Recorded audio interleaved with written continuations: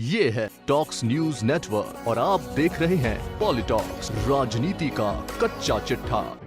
मध्य प्रदेश में अगले साल के अंत में विधानसभा चुनाव होने हैं, लेकिन इससे पहले भारतीय जनता पार्टी में कुछ ठीक नजर नहीं आ रहा है।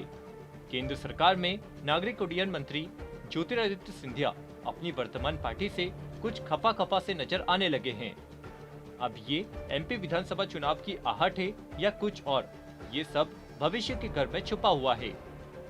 इसी की एक झलक मंगलवार को देखने को मिली, जब भोपाल में आयोजित बीजेपी कोर ग्रुप की बैठक के दौरान अचानक से ही ज्योतिरादित्य सिंधिया बाहर निकल आए। हालांकि सिंधिया ने बैठक में शामिल होने से पहले 2023 में फिर से मध्य प्रदेश में कमल खिलने का दावा किया।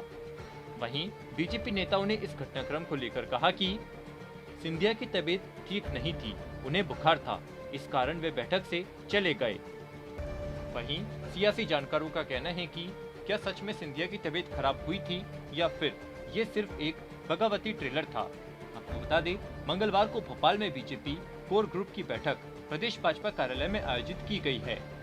इस बैठक में विधानसभा चुनाव की तैयारियों के मद्देनजर राजनीतिक नियुक्तियों से लेकर वर्ष 2018 की विधानसभा चुनाव की हार के कारण और 2023 के चुनाव की चुनौतियों पर चर्चा की गई है।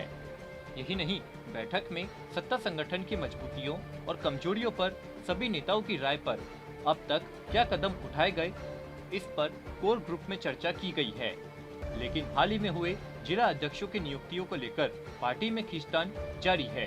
इसका असर बैठक में देखने को भी मिला। एमपी भाजपा के दिग्गज नेता एवं केंद्रीय मंत्री ज्योतिरादित्य सिंधिया आज कोर ग्रुप की बैठक में शामिल तो हुए, लेकिन आधी बैठक से ही वे नाराज होकर चले गए। इस घटना के बाद मिली जानकारी के अनुसार सिंधिया बैठक में अपनी अनदेखी को लेकर नाराज थे। यही नहीं, ज्योतिरादित्य सिंधिया हाल ही में उनकी मर्जी के उलट ग्वालियर जिला अध्यक्ष को बदले जाने को लेकर भी नाराज थे।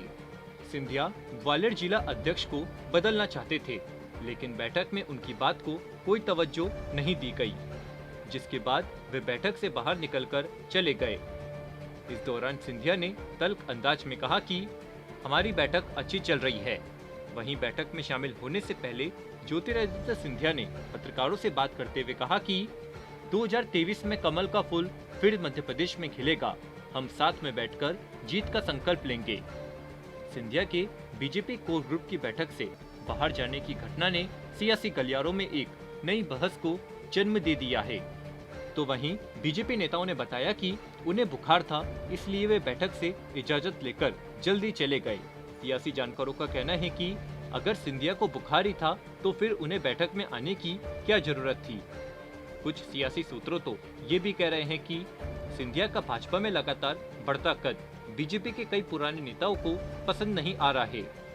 नरोत्तम मिश्रा, कैलाश विजयवर्गीय सहित कई नेता है जो कहीं न कहीं सिंधिया पर पार्टी का दबदबा कायम रखना चाहते हैं।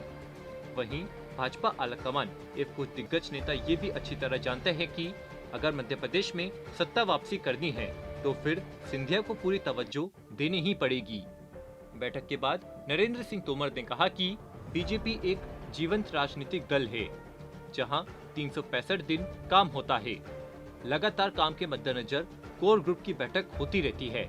संगठन के विस्तार की दृष्टि से, राजनीतिक दृष्टि से, आगामी चुनावों की दृष्टि से विचार विमर्श नियमित रूप से होता रहता है। मध्य प्रदेश में जो नियुक्तियां होनी है वो पार्टी के संज्ञान में है। जो जिम्मेदार लोग हैं वो इस पर विचार करेंगे। वहीं बैठक में केंद्रीय मंत्री नरेंद्र सिंह तोमर, ज्योतिरादित्य सिंधिया, राष्ट्रीय महासचिव कैलाश विजयवर्गीय, फग्गन सिंह कुलस्ते, वीरेंद्र खटीक, प्रहलाद सिंह पटेल, मुख्यमंत्री शिवराज सिंह चौहान, प्रदेश बीजेपी अध्यक्ष वी.डी. शर्मा, प्रदेश संगठन महामंत्री हिंतानंद शर्मा के अलावा ग्रुप के सदस्यगण शामिल रहे। पॉलिटॉक्स ब्यूरो, भोपाल। ये है टॉक्स न्यूज नेटवर्क और आप देख रहे हैं पॉलिटॉक्स, राजनीति का कच्चा चिट्ठा।